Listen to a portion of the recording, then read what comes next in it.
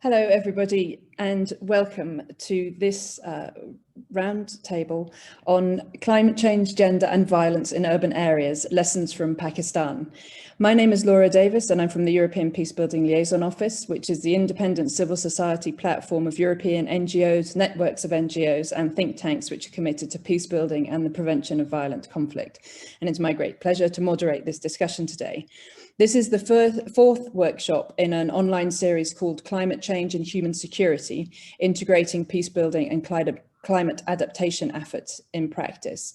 And this is organised by EPLO together with ADELPHI and the Climate Diplomacy Initiative with support from the German Federal Foreign Office. For your information, this workshop is being recorded. We will start with a presentation by our speaker, followed by comments and questions from our two respondents, and then we will open the floor for an interactive discussion with the audience. So if you would like to submit a question or comment, please use the Q&A box in the bottom of the window to either write your question or to indicate you would like to make a question, ask a question, and then we will unmute your microphone and ask you to do it live, so that we keep as much of the human interaction as we can, even though we're speaking remotely. So it is my great pleasure to introduce today our three speakers.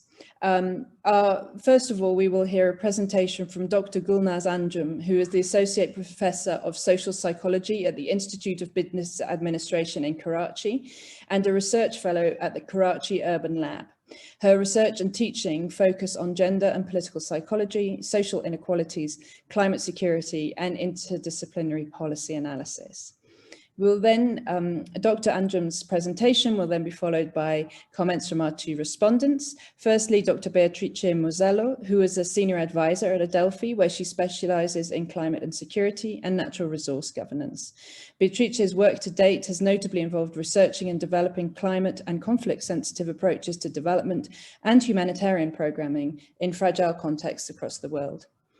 And then we will also hear from Stefania Minervino, who has been working with the European Commission's Director General DevCo as a policy officer on resilience, conflict prevention and peace building since November 2016. She is the focal point for conflict analysis and conflict sensitivity, the EU conflict early warning system, and women, peace and security. So you are all very welcome, and I would like to hand over directly to Dr. Gulnaz Anjum for your presentation. Gulnaz, the floor is yours.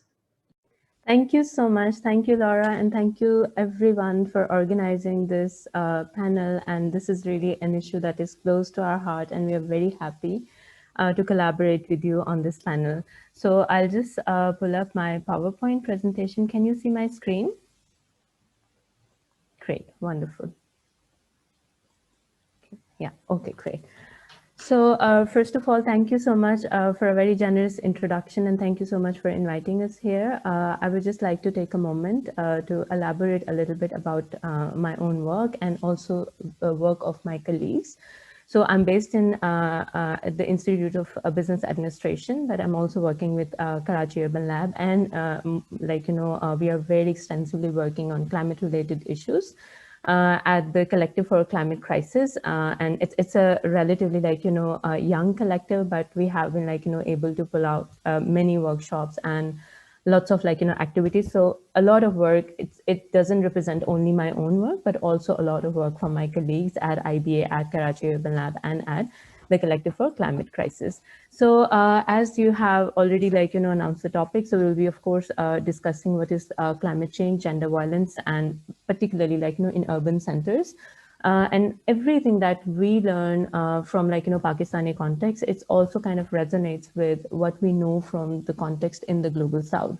So to start with, this is a general outline that I will be discussing. First of all, the vulnerability of Global South, and particularly why Pakistan is so vulnerable, according to different indices on climate change, many of them which are directly coming from European institutions and policy-making institutes and development agencies. Secondly, I want to emphasize a little bit on the effects of development in urban centers, because in Pakistan and particularly in Global South, because we are behind in development, and of course, still there is a much bigger gap in development parameters that they need to achieve. But what are the costs socially and environmentally that we have to pay, but particularly what are the costs for the urban poor? So the urban centers, they become the centers of urban violence, and a lot of day-to-day violence, also state-led violence, and many other forms of violence that are becoming more and more recurrent. And thirdly, I would like to discuss the relationship between state and the urban poor, because this is a big dynamic, because we have multiple policies, we have multiple tribunals who are working on climate-related justice and all of that. But do we include people who are literally at the lowest ring of the ladder, and also people who do not have those kinds of resources or those kinds of capacities to develop and move forward without bearing the social cost of those developmental changes that are occurring?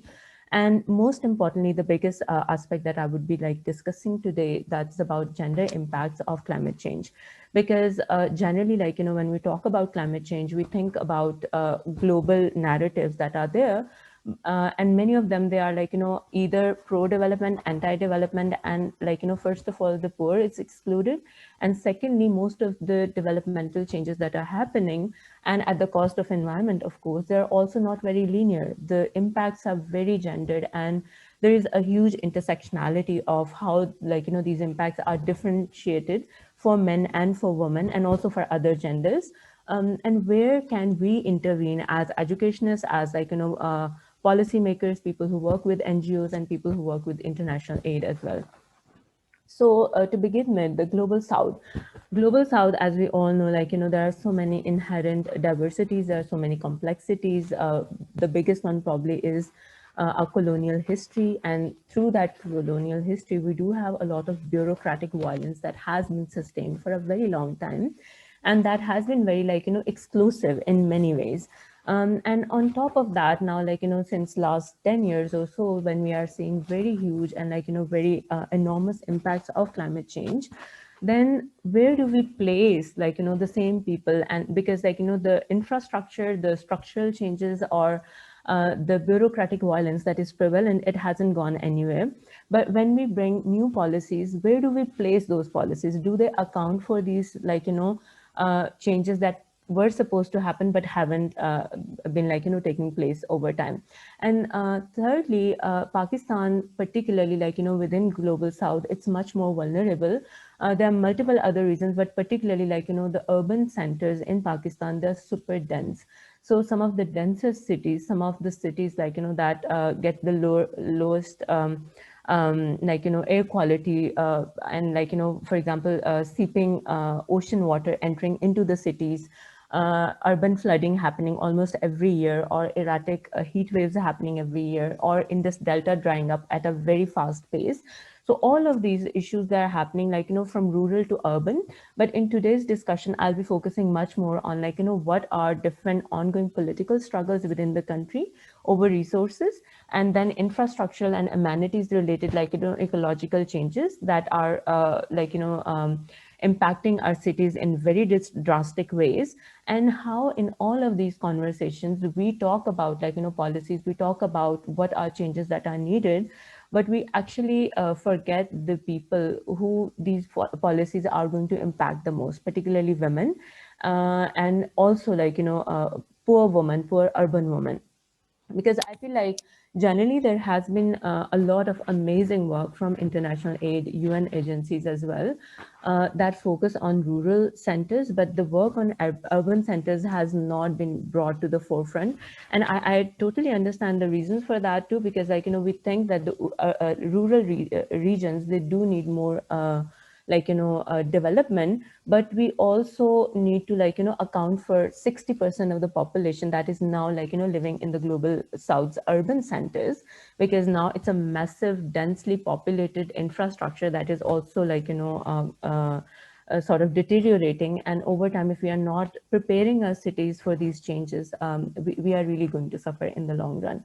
In Pakistan, particularly, almost all the cities, but particularly Karachi, because of the geographical position of global South cities, and particularly Karachi and the Sindh, it becomes a sort of hottest climatic zone, which means that every year there will be lots of heat waves, but also there will be urban flooding because of the monsoon and other geographical implications that we have because of being in this region. Then the second thing is about political and economic challenges, and everyone knows this is probably the first time there has been a smooth transition from one government to another, but otherwise the political and the economic challenges have been huge for the country, and because of that the governance and the infrastructural or the structural challenges, they have been huge for a very long time, and they're not going anywhere anytime soon. Then I think three things that I really want to emphasize in today's presentation. One is about weather conditions. Of course, we are having lots of climate shocks. Secondly, migrations and displacements. Some of the displacements are happening because our rural areas are drying up. They are not getting enough water, so they're moving towards urban centers where there is already a lot of structural violence. And all of these changes are being exacerbated by climate change, right? And I think one thing that I really want to make clear over here is that we cannot, at least in the Pakistani context, we cannot differentiate, or we cannot desegregate the structural challenges from or structural violence from the climate related impacts, right? So climate change is exacerbating all of those impacts, but the challenges on the structural level, they are also huge.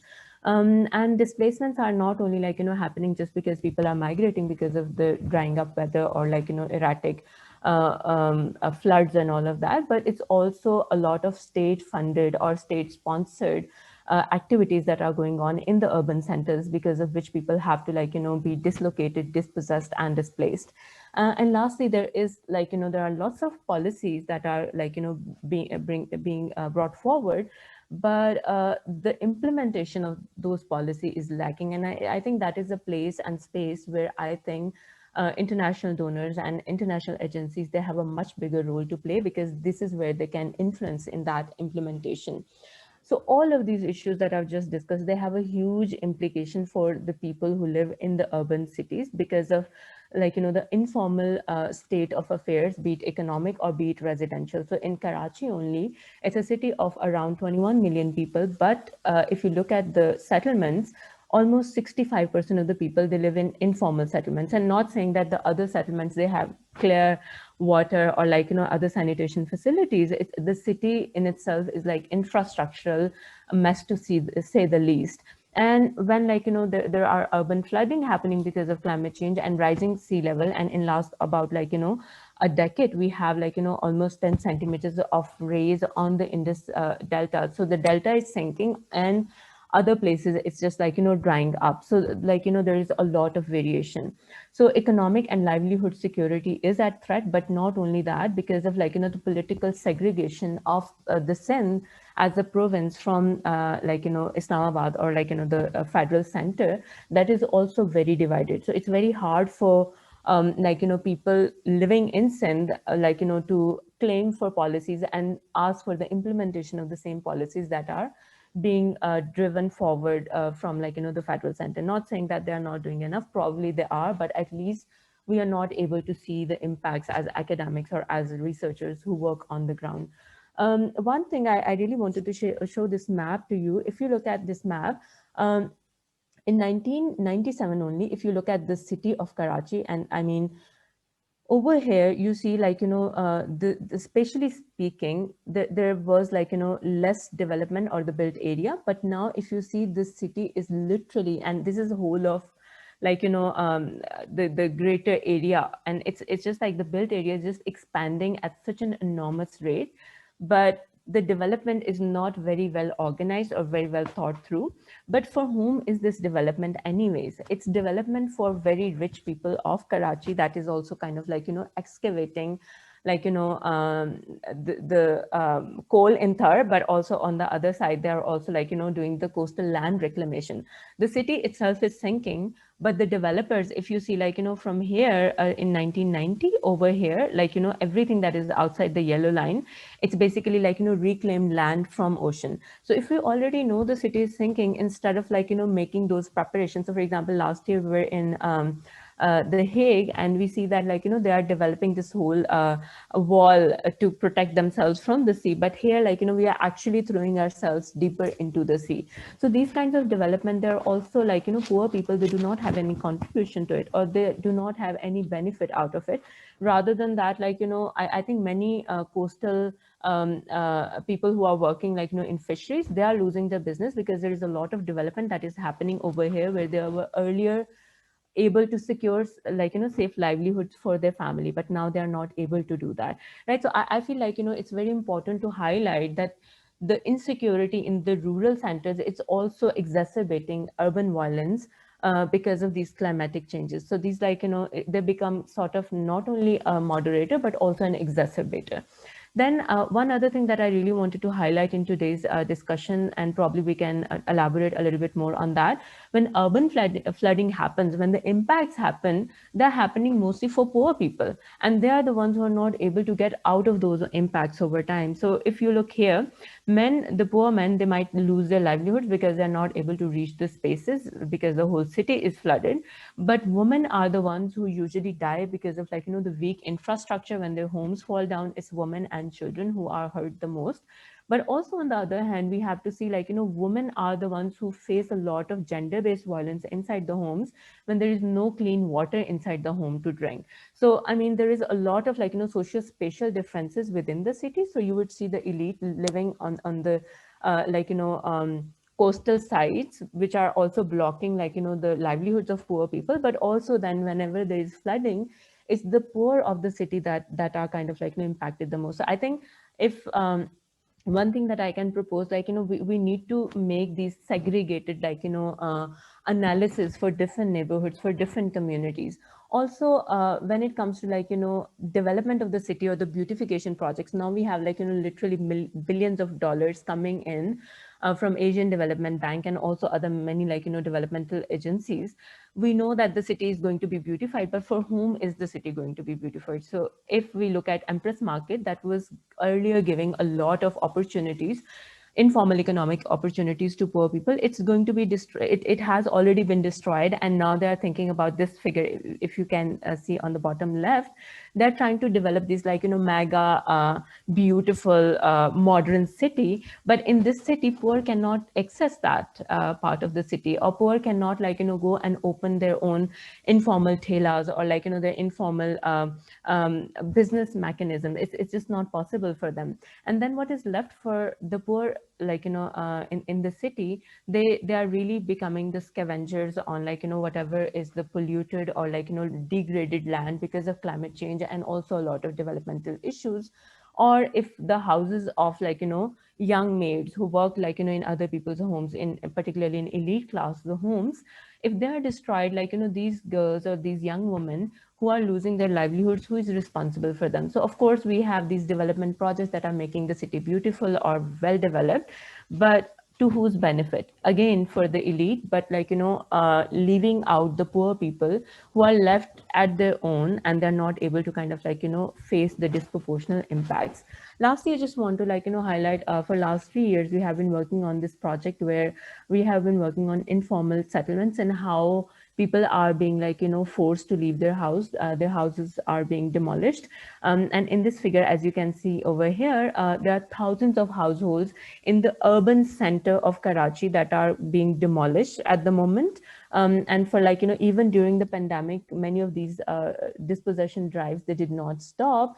And who is doing this? It's the state. So, I mean, who do the poor of the city or the poor of this province go to when state itself is sort of, like, bringing their own, like, equipment to destroy poor people's homes.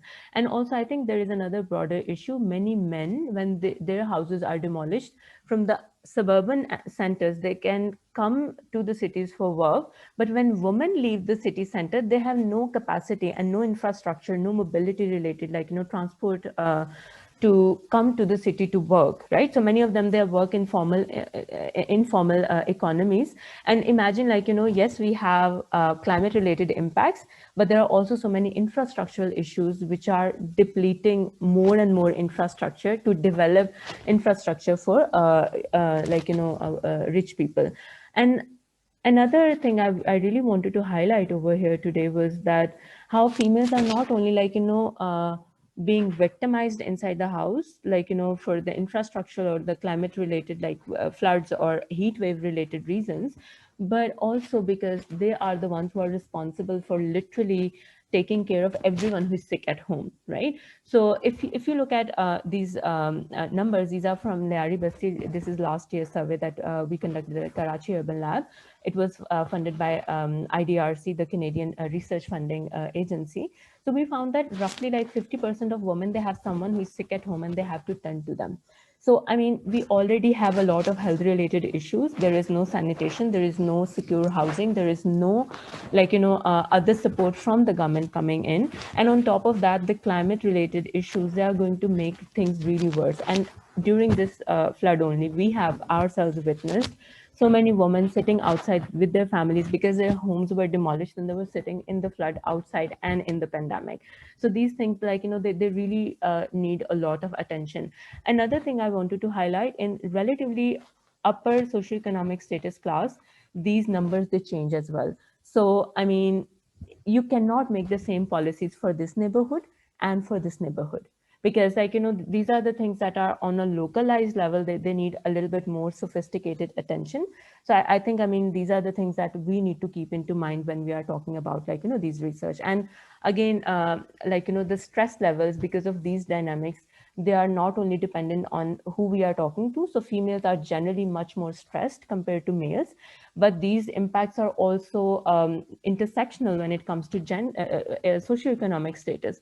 So women and men in the lower socioeconomic status, they are most stressed, but women across, like, all socioeconomic status levels, they are always more stressed because of, like, all these care related needs, because of them losing the homes, which are, like, the only space which is a safe space for them. So what can we kind of, like, recommend based on that? So we need a multi-scale model where we can, like, negotiate with what like, global funders are bringing to us. Macro level, where our local social attitudes can be gathered, but then on meso and micro level, we need to speak to individualized needs of the local communities and participate in the activities with them, because otherwise it's a, like, a lost cause. We can have many policies, but the implementation is not going to help if we are not going to kind of, like, incorporate everyone else. So I mean, these are kind of the issues that I really want to kind of take forward in the discussion. So we need to campaign mainly, of course, like, about climate change, but multiscalar vulnerabilities, gender gaps that we have, socioeconomic disparities that we have, but also a lot of structural and psychological violence that women go through in this country. And then community-led gender-sensitive initiatives that need to be done. And I think these are the areas where international government can help us. On our end, we have been, like, for last 2 years with Karachi Urban Lab, with Collective for Climate Crisis, we have been, like, reaching out to communities in their households, inside, like, different socio-economic, spatial, and, like, religious spaces, just to talk about these issues and these vulnerabilities, even in our own academic institutions, and from there to Hague. So we have, like, been participating on many levels, but I think, like, our message when it goes to, like, the government bodies, I think sometimes we feel that it's falling on deaf ears.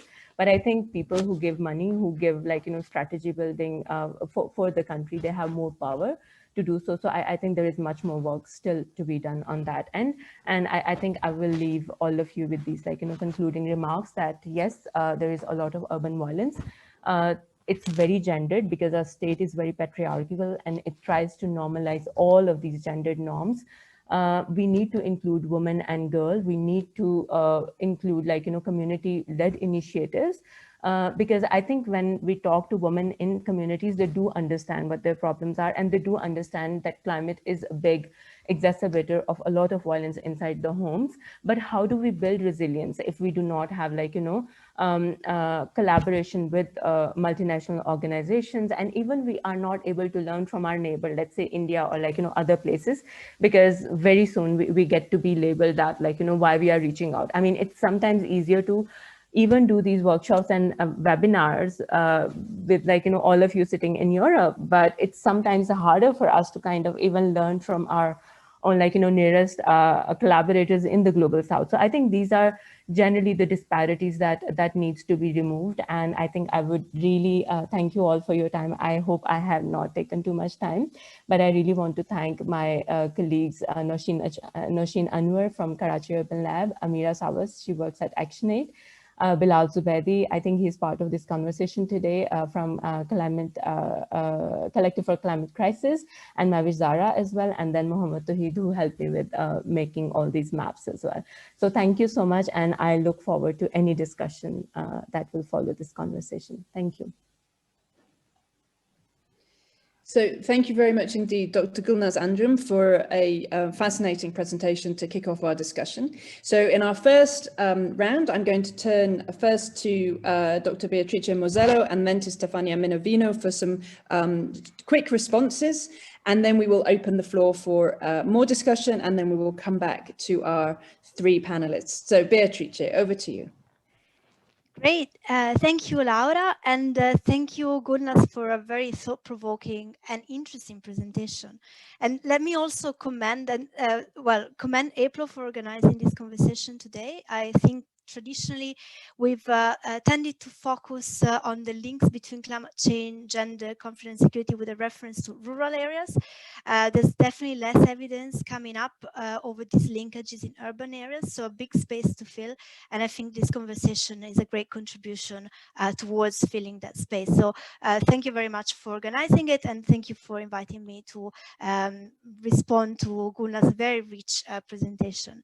There's definitely a lot of food for thought there.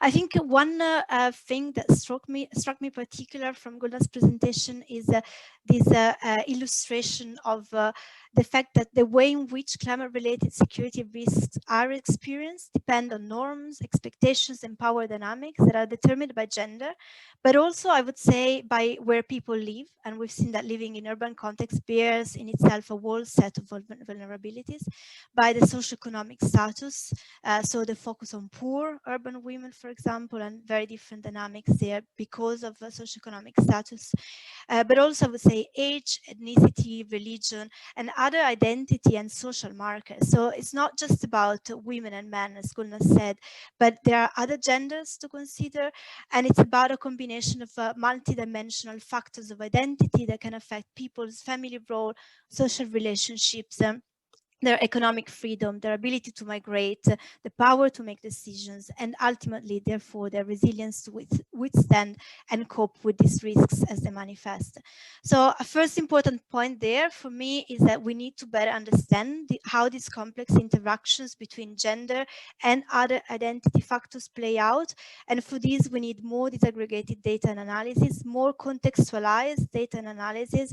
I was very struck by Gulnaz's presentation and the difference in health conditions depending, and hence women's responsibility within the household that she showed depending on the neighborhoods, very striking. So very context-specific analysis, but also I think something that I take away from Gulnaz's research is this a combination of different methods and disciplines. So urban planning, geography, gender study, psychology, really to bring this story together. Also, I think it's important to recognize that these interactions between social identity markers, of which gender is one, of course, does not only affect how specific groups experience risks, but I think also what opportunities exist for advancing climate action, peace and security, and equality goals. we're seeing that, yes, climate change is posing increasing risks to some people more than others, in some contexts more than others, but also we're seeing that people are responding to these risks, they're adapting to these impacts. And this is sometimes leading to socioeconomic shifts, transformations of traditional gender norms. So there's a lot that can be built on what is already happening on the ground. And I think we need a bit of a change of narrative in this sense, and we need to start focusing on solutions. What actions do we implement and how we implement them, so that we allow people, and especially those that are most vulnerable, those that have traditionally been left behind, to cope with the impacts of these risks, but I would say also beyond coping, to kind of thrive despite of these risks. That's a question that we've looked at in our research at Adelphi, focusing on existing programs that try to address these compound risks and achieve simultaneously goals of climate resilience, but also kind of peace building, social cohesion, and kind of resilience to other governance and socioeconomic factors in the context where they live. Mostly, again, as I said, the evidence comes from rural contexts, but increasingly there's a body of evidence coming from urban areas, and definitely space for more to be done on that. And if I think very briefly of some of the kind of lessons learned that emerge out of this review, out of this work that we've done in terms of best practices on integrated programming to address these risks, I think one key point is that also reflecting in Gulnaz's presentation, the importance of investing in climate resilient development that promotes livelihood security for the most marginalized and vulnerable people, sometimes looking beyond kind of large scale investments and more at kind of long-term strategies that take into account a changing climate, and focusing on the smaller scale projects that are contextualized and speak to specific contexts and groups.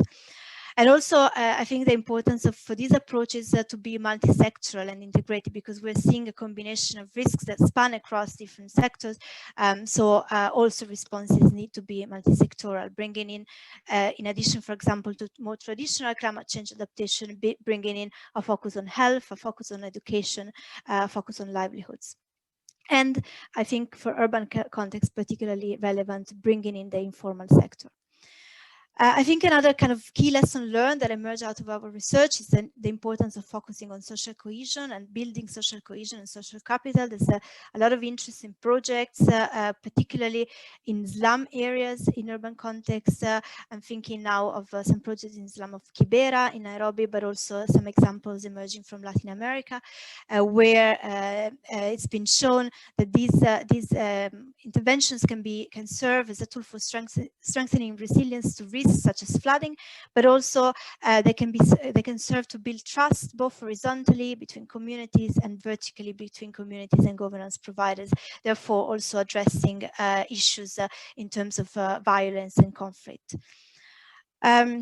And then I think Gulnaz very well said it, we need to bring the communities in, involve them in projects from the beginning, in consultations and throughout the project cycle. But I think another important point here to stress is that, as I mentioned before, there's already a lot happening on the ground, often led by community-based organizations, civil society networks, where women are at the forefront.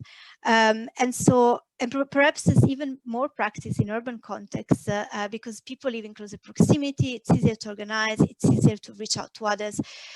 So it's important that we kind of we build on this innovation, we build on these efforts, we recognize them, support them, and leverage their results through partnerships and by connecting them to other governance levels. And then that brings me to my last point. I think a key part here, especially for this leveraging work that I just mentioned, is to focus on decision-making structures, so the kind of governance structures that we have in place.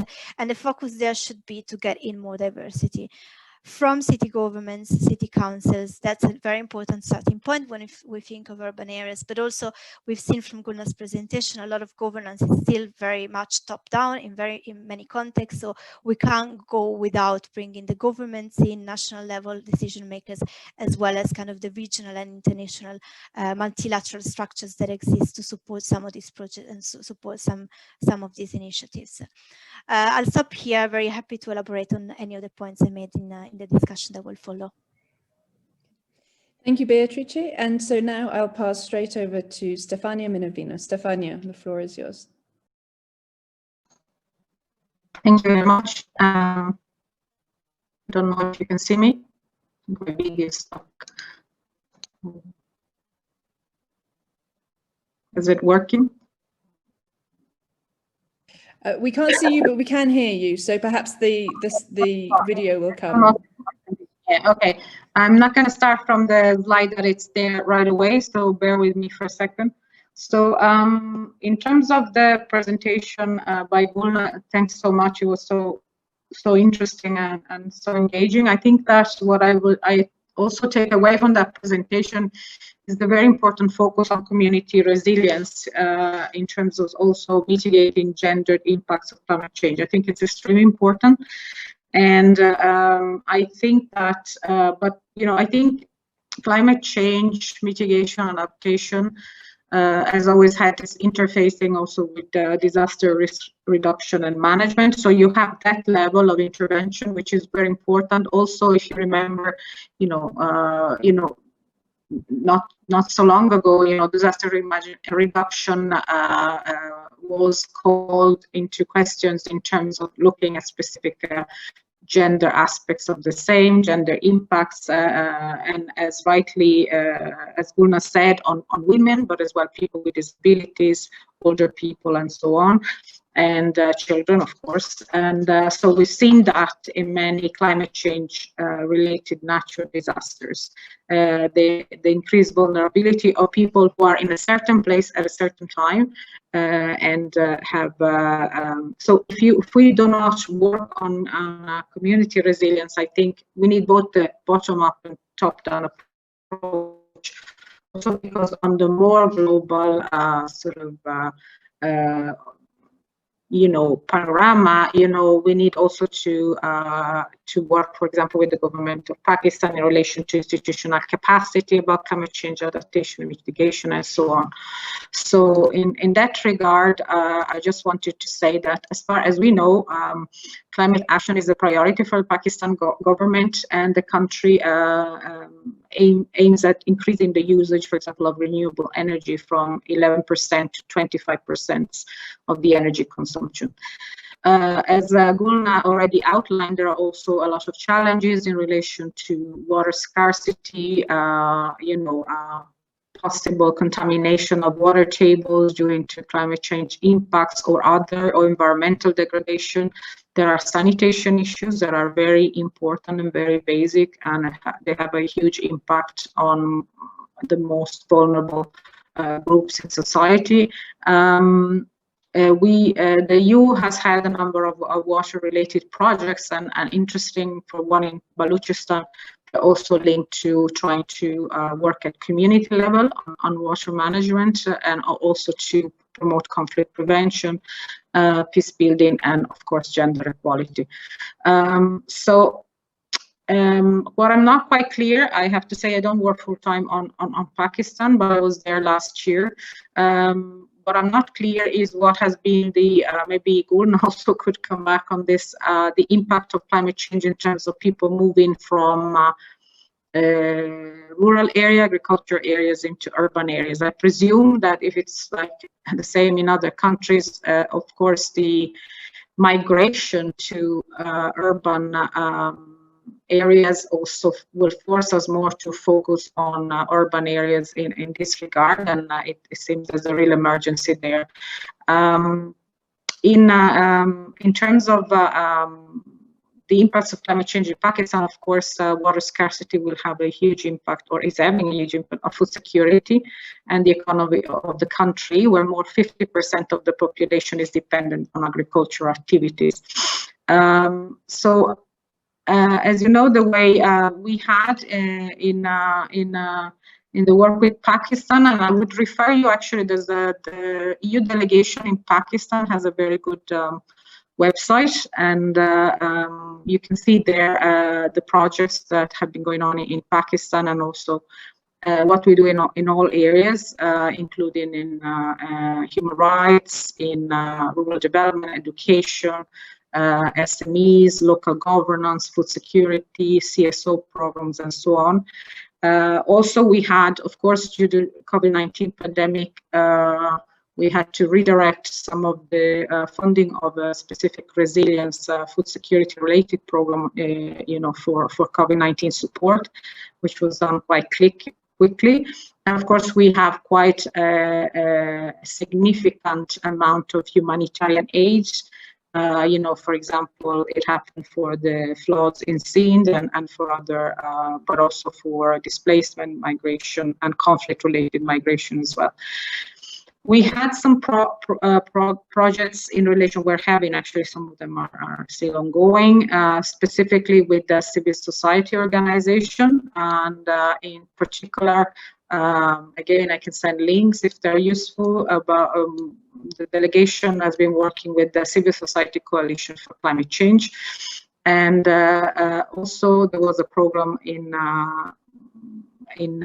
KP, which is it has a strange name. It's called Economic Advancer and Community Empowerment Peace, and but it's actually about, it's a rural support program, again in relation to promoting what I would call community resilience vis-a-vis energy and water. So it's about promoting the micro hydropower units that are more, an equitable form of energy distribution and management. So what I want to say that all the EU projects have to mainstream, of course, gender equality, gender analysis, and also they have to mainstream, they have to have also climate change dimensions incorporated, environmental dimensions.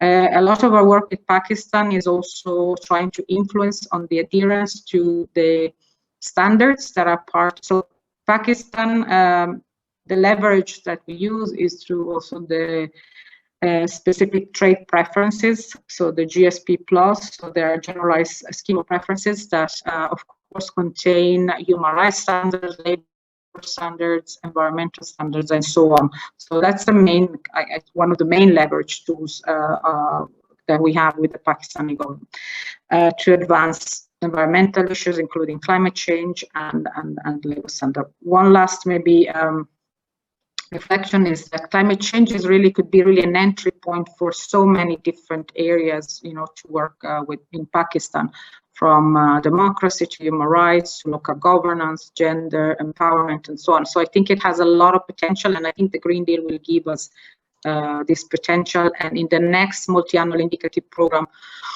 about Pakistan, which is just being discussed at the moment, the program is just at the beginning, climate change would be one of the key priorities. And it's being discussed as we speak. So the slides that I ask Lorenzo to share are about other tools that we need to use, which are which is the Gender Action Plan, first and foremost. So I don't know if Lorenzo can put up the slides very briefly. I don't see them anymore. Okay, so the first slides, I suppose they can be emailed after the meeting. It's just about a quote from the Council conclusion on women, peace and security, and the reference to climate change issues there. And also one specific indicator that it's now also in the Gender Action Plan, because the Gender Action Plan 3 is incorporated in the Women, Peace and Security Action Plan. So next slide, please. So just to give you an idea, I'm not going to go through the whole set of indicators, but the Joint Staff Working Document on the Gender Action Plan 3 include a number of thematic priorities. One of those is climate change and environment, and you will see there different set of indicators. So for us, the indicators are very important because they try to rein in intervention logic and all the mainstreaming issues that we need to consider, including climate and, of course, gender equality. So there you see specific indicators that can be used in projects and programs and should be used, especially because the Green Deal is such a big priority, whether it's called Green Deal or it's called something else in different countries, that we can use to make sure that our projects and programs incorporate more strongly a gender dimension and gender consideration. But of course, that cannot be done backwards. You need to tease out the programs and sort of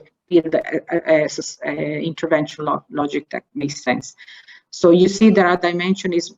You see this expression, we were trying to women in other diversity, what Gulnaz was saying about gender, age, disability, etc. So rural or urban location, that is very important to consider.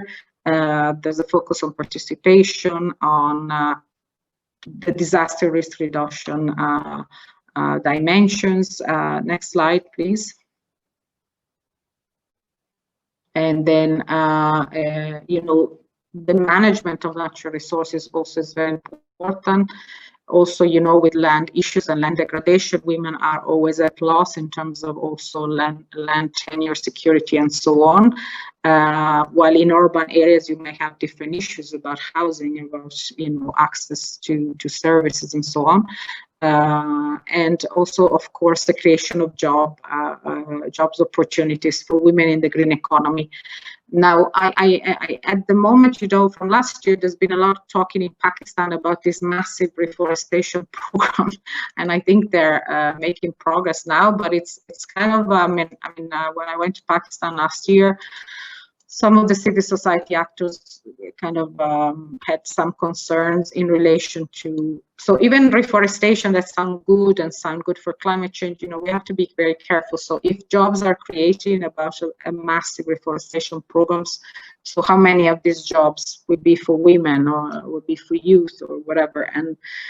And that is, I'm not quite sure where that stands at the moment, but also in terms of biodiversity, which is also one of the focuses of the new programming cycle. You know, are these trees that are being planted? So the concerns we heard from civil society is that there was also the possibility they would plant poplar trees and eucalyptus trees that are notably quite demanding on water tables and water resources. So it's just not enough to do reforestation, but to do it also with the but again, I don't have updated information on this. I'm just saying there is this big initiative going on about Pakistan wanting to plant 500 million trees in the drive against climate change. Thank you. Over.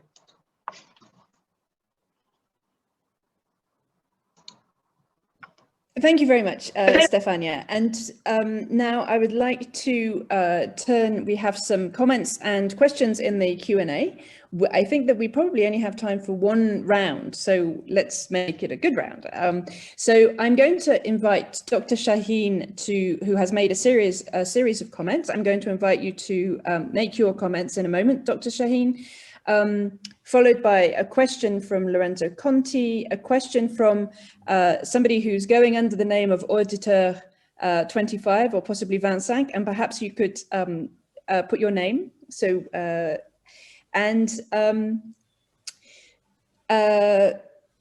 yes, so whilst I'm just going to turn to Dr. Shaheen now, and then please put either your question or your comment in the Q&A box, or indicate in the Q&A box that you would like to ask a question or make a comment, and we will turn to you. So, Dr. Shaheen, over to you. Can you unmute me? You're unmuted. Okay, thank you so much. It was really wonderful presentation, and on a very, very important subject, which is very close to my heart as well. I was just wondering that all of us in our own way are trying to really put in place some community specific initiatives, but I always find that this is not enough unless this gender gap that we have right in our policy response or in terms of coping strategies is addressed. So effort should be made, and there are a number of organizations working in their own capacity to address the impacts of the climate change. They can really raise this and bring it in the planning processes, which is very important. Because whether these communities are living in the mountain areas or in the delta region, all of them are equally vulnerable, especially women. So there is a huge gender gap in our climate change response at the moment, and I think I would like that should be highlighted and should be addressed, because it is this policy or the focus is in the initial stages. So if it happens now, it will really help us a lot in putting pressure on the government that this gender gap, which is in other policies as well, should be bridged. So my specific submission would be like uh, while all other initiatives will complement the efforts, but it is like very important for the state and the provinces as well, because there's a lot of lot of things, especially under this 13th Amendment now with the provinces. So they can come up with their own initiatives, which can be under the broader national climate change policy. So it will be like if all these organizations and those who are, because we are also engaged in small such awareness and policy specific discussions, and we are highlighting it that when this policy came in, that these should be also made part of the policy, and also not only that, in the implementation as well. So it should be both like bringing in the policy planning processes and implementation processes as well. So there the community themselves, and especially the people who are in say in their own way contributing in building resilience of these communities or highlighting their problem, should really take the lead. And also I would say that gender analysis of the impact of climate change all across Pakistan is required. That's how we will be highlighting that it is being ignored, and there's a need to be please focus on that in a very serious manner. Thank you very much for giving me the opportunity to contribute my contribution. Thank you.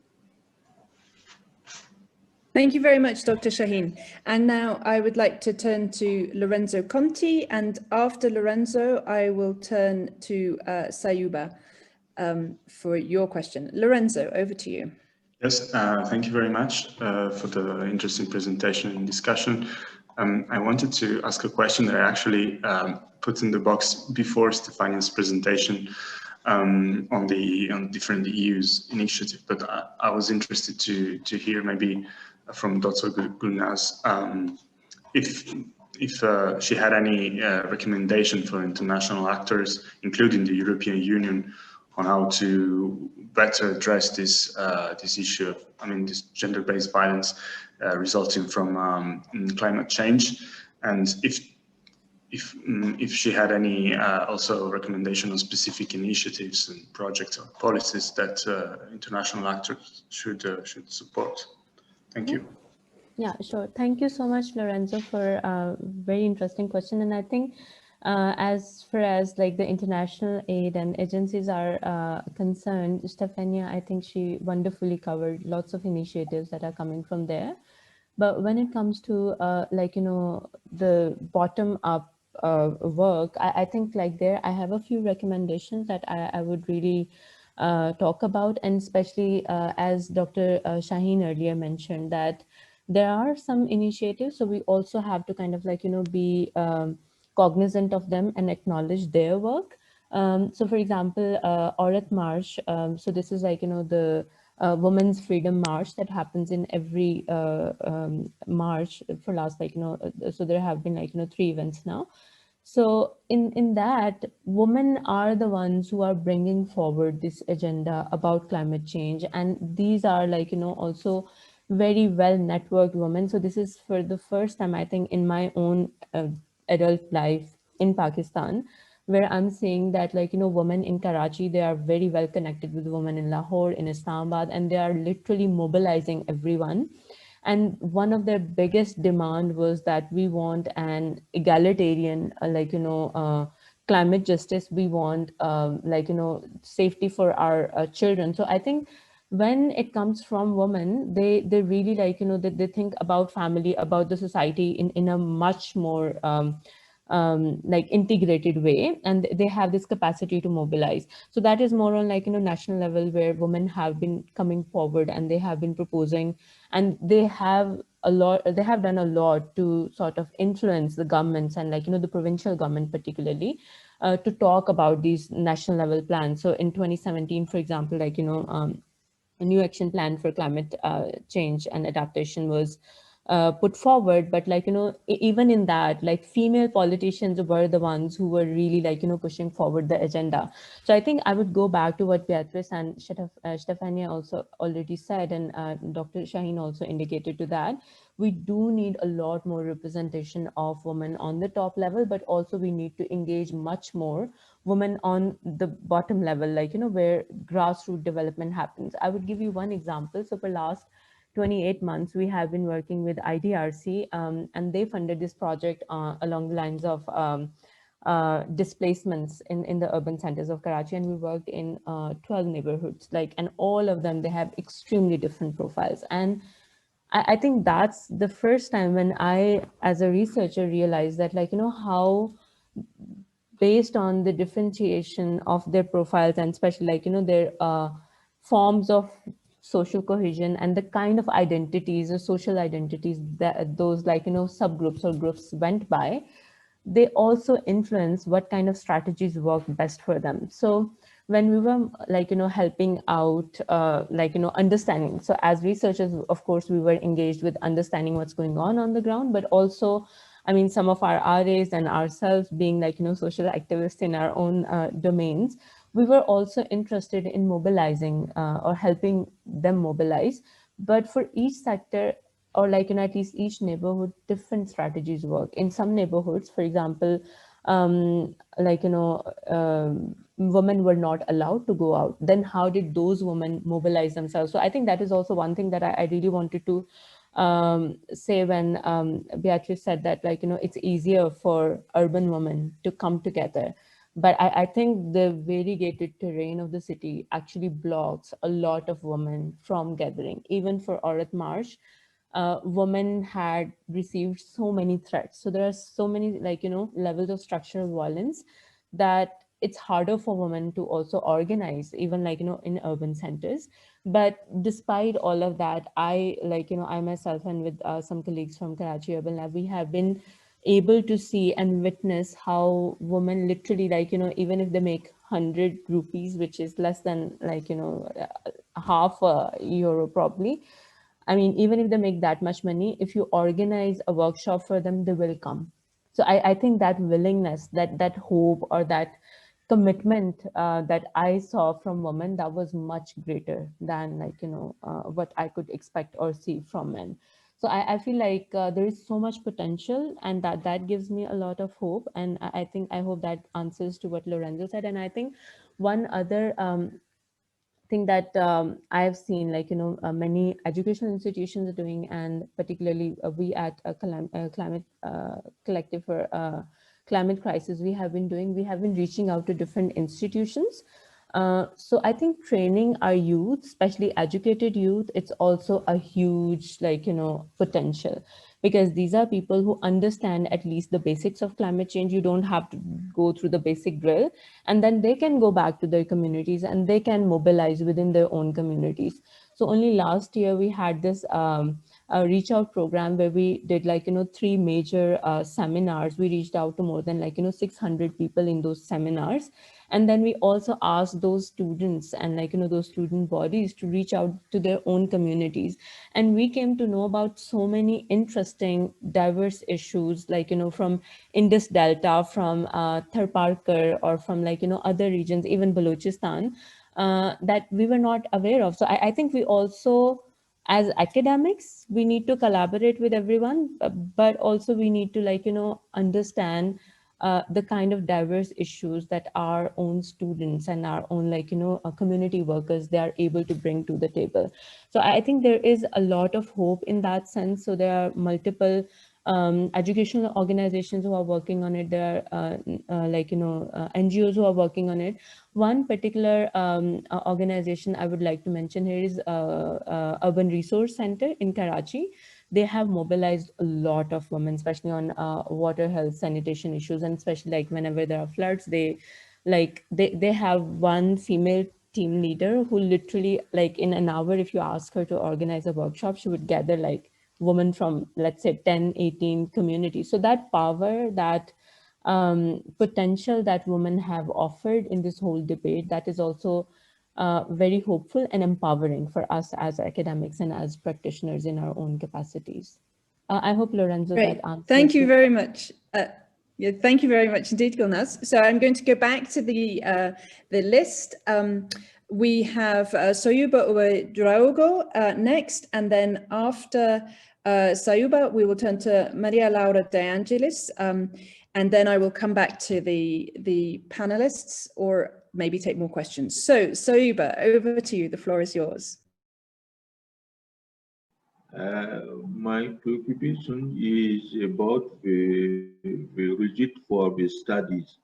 When you presented told the impact for climate change on gender, have you some result on comparative studies with other countries? Also, I would like to know if your rigid is about the data, long data. At end, could you tell me about the rigid, your recommendation focus gender? Thank you. Thank you very much, Soyuba. We'll now turn to Maria Laura De Angelis, followed by Melanie Hoover. Maria Laura, over to you. Hello, hi, thank you. I just wanted to ask, some say the COVID-19 pandemic has been a wake-up call for the decision makers at EU level on the potential impact of climate change. And I was wondering whether you have felt an impact on your work by the pandemic in terms of lessons learned or even new opportunities opened in terms of the EU engagement on climate impact and in particular on women. Thank you. Thank you, Maria Laura. And now Melanie Hoover, please, followed by Sampurna Bora. And thank you very much for organizing a really interesting event. Yeah, I have a question on an issue that has been brought in an earlier part of the discussion, and that's about women or people, in particular women moving from the rural to urban areas. And I just wonder, when we talk about environment and connection to culture or connection to nature in the way people understand themselves and their behavior in nature, are differences in the way, for instance, rural women connect to nature and how they adapt to the urban climate, despite from economic and political and other circumstances being taken into account in any of the programs, and if so, how? Thank you. Thank you, Melanie. And then our last comment or question from the floor is from Sampurna Bora. So Sampurna, the floor is for you. Hi, am I audible? Hello? Yes, go ahead, we can hear you. Okay, thank you for this session. My question is that how do we mobilize or how do we ensure a political mobilization around issues of climate change? Because often in the political area, we see, especially in a country like India, that political mobilization is often around issues which are beneficial for electoral purposes. Issues like climate change or other soft or areas or issues which fall in the category of non-traditional security threats do not get the adequate attention which is needed at the level of policy making or leadership. So how do we work on that issue? That is my question. Thank you. So thank you very much. Thank you all for your contributions from our virtual floor. I'm going to turn back to our panel in reverse order. So I'm going to start with Stefania, then move to Beatrice, and then have the last word with Gulnaz. And please, just briefly in a couple of short minutes, if you'd like to address any of these questions and maybe have a final thought you would like to share with us, that would be great. Stefania, there was a question about lessons learned or opportunities from the COVID pandemic for EU engagement on climate change impact, and particularly on women, which I thought I might encourage you to respond to. Anyway, so Stefania, it's over to you for a couple of short minutes in close. Thank you. Okay, so very quickly, just to say many thanks to Gulnaz for her suggestions about how to engage with women. There is an opportunity now. All the EU delegations will engage in consultations for the next programming cycle. So maybe we can link up bilaterally on that, or I could pass on some recommendations to colleagues that work specifically on Pakistan on that. So in terms of the COVID-19 lessons learned, I think it's a bit early to say that. I'm not sure we have lessons learned yet. To be very honest, I mean, first of all, the commitment of the EU to climate change mitigation and adaptation has been there for years. It was also, worked alongside disaster risk reduction and management. We had the Rio markers for our program documents for a number of years. I'm not sure that COVID-19 has shifted that, in the sense that the real opportunity here is the Green Deal, but we need to also, so the Green Deal, which will be mainstream in all countries really, in terms of how we look at, even economic growth or energy production or energy efficiency or job creation or gender mainstreaming and so on and so forth. So I think we'll need to keep in mind, unfortunately, I have to say myself personally, I'm very negative about the COVID-19 impacts on women, huge rise in violence against women all over the world. So I'm not quite sure that we have yet the lessons learned, and but the commitment to climate change priorities is absolutely there. There's no doubt about it. And I think, but we need to look at it also, how are these priorities affected by things like a pandemic and the negative impacts on gender equality. So we are really rowing back 20 years on gender equality, and that's a very worrying development. And I show you the slides. I would really ask you to look at the Gender Action Plan 3, because it kind of tries to bring together all of those reflections. So if you allow me, really, I don't have any answer to the COVID-19. I don't think it has shifted yet, the perception on climate change. The commitment is already there. The problem is that how do you deal with the multiple disaster risks also at the same time, and you make them opportunities. So I think that it's still a big question mark for all of us. And in terms of the migration, rural to urban, as I said, I nearly posed the question to Gulnaz, so I would like to leave it to her, because I don't have the statistics for the migration. And on non-traditional security threats, I think I'm always concerned when I hear climate change and security, and this is not a EU line. I'm just saying that what security we're talking about. So are we talking, because let's bear in mind that security threats in Pakistan has an overwhelming preponderance in the political discourse for so many different reasons. It's quite dangerous to pin it down just to that. I would rather talk about human security and resilience. I know it's not sexy. I know it's not going to get votes for people, but I think we need to shift a bit also the narrative and the discourse about climate change. I would like to talk about climate change and resilience, climate change and peace, human security, but not hardcore security, especially for Pakistan. Thank you very much, Stefania. Beatrice, over to you. So there are a series of questions, but I'd also like to ask you to refer to Sampuna's question about how to ensure political mobilization around issues of climate change, and any closing thoughts you might have in a couple of short minutes. Beatrice, over to you. Yes, absolutely. Thank you, Laura. A lot of really interesting questions and so much material to engage with in today's discussion. It's great, really, really great, great experience. Yes, so let me maybe start with the question on the comparative studies on climate change and gender.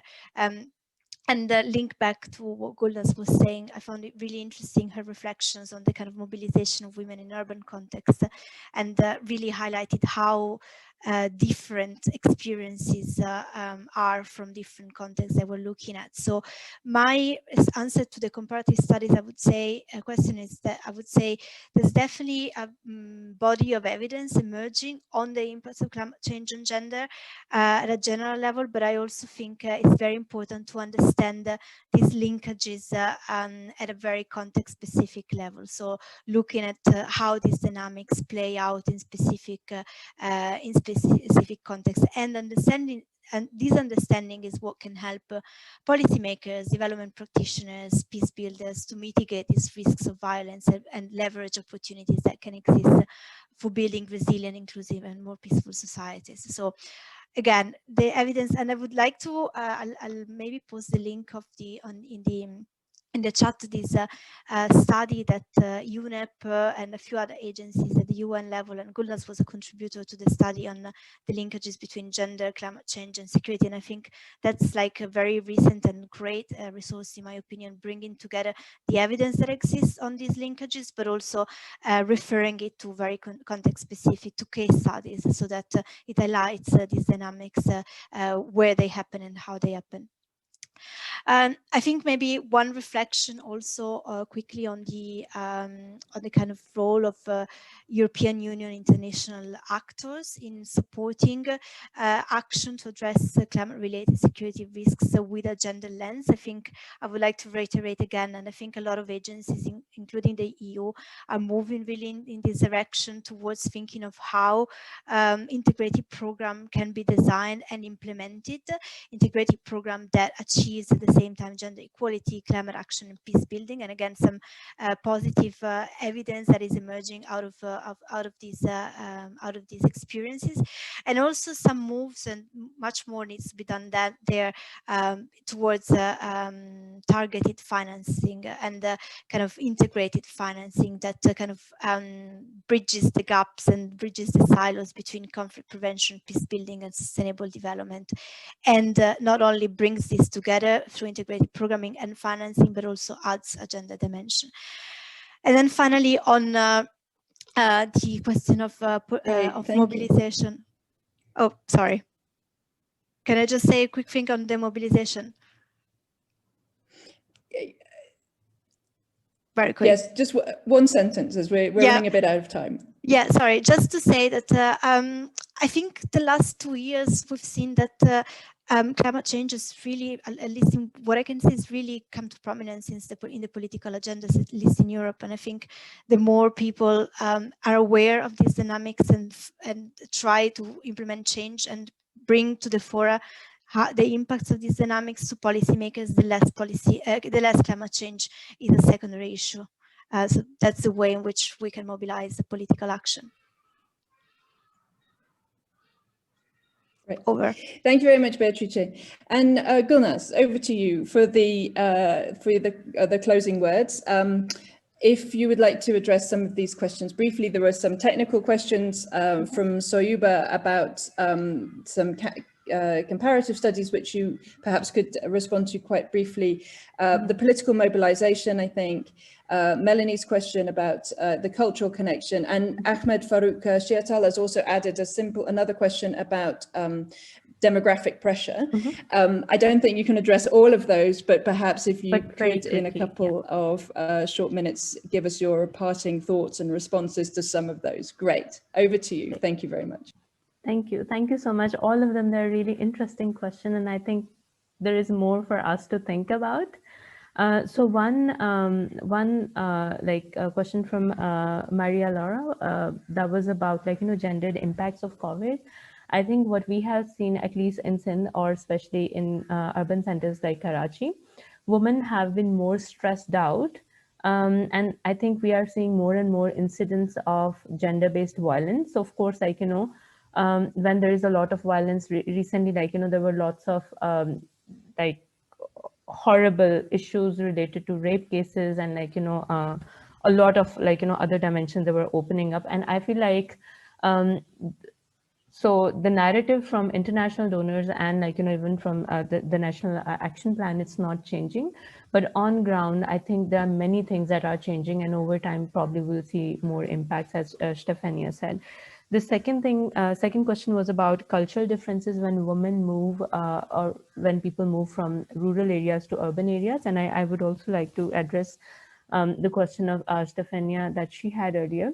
So at least in Sindh, we know that over last few years only, there have been 1.2 million people who moved only from internal Sindh to Karachi, which means that like, you know, the city has like the demographics are changing, and we can see the like, you know, the conflicts and the impacts of all of that. Of course, we are still working on data and like, you know, reaching out to people, but I mean, these numbers are there. So this many people at least have moved. So these are like, you know, people who are registered people who have moved here. And again, that question about like, you know, the comparative data sets, as Beatrice already mentioned, I can share the link to that gender violence report. In that we have like, you know, all the collaborators, we have like picked on basic parameters, and then we have brought in like, you know, relevant case studies. So in that we have like, you know, almost all of global south covered, and like, you know, what's happening and on what parameters we should be evaluating. So there is like, you know, a proposal for more integrated framework, and the one that I presented, I had contributed that to that chapter report as well. So one last thing was about cultural differences when people move from rural to urban areas.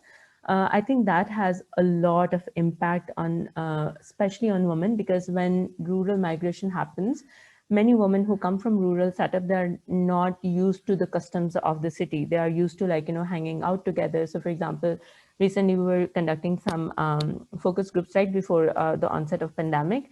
And many women who have come from interior Sindh, they go for like, you know, water fetching together. So they have like, you know, these mechanisms of social support, seeing other women every day almost. But when they're in the cities, they are locked up inside the houses. They are not like, you know, able to go anywhere. And there are not any public spaces where they can hang out with other people. So I think they're much more stressed. And there is also higher prevalence of domestic violence when women move from rural areas to urban, because that social protective network is also missing. So these are like, you know, some of the analysis that we have come across. Lastly, I think there was a question about like, you know, how many governments, and politically speaking, many people would announce that we are going to plant this many trees and we are going to do like, you know, this impactful thing. But they can be like, you know, many times political stunts. But even if they work out, like, you know, there is a big mismatch in what is proposed and what is actually done. So I think there needs to be more transparency and accountability for what is being done. And I think one way of going forward would be like, you know, engage more women. I mean, they are much more accountable, especially in patriarchal systems like Pakistan and India, where like, you know, many times what men say, they are able to like, you know, state and then like, you know, not live up to those standards, but women are always held up like, you know, at higher standards, and they're asked, and like, you know, they are more accountable. So I think these would be my 2 cents on that. We have a urban security related report, and I totally agree with what Stefania said. Like, it's not just securitization issue, because there is a lot of funding in the name of security. So governments, they use that security narrative. It is their own narrative. But on the ground, I think there are more structural and violence related issues that are being exacerbated because of climate change. So we need to also steer our own conversations based on what our learnings are from bottom up. So I can also share like, you know, the policy briefs that we have published in the climate network. So I would be happy to share those links with Lorenzo. Yeah.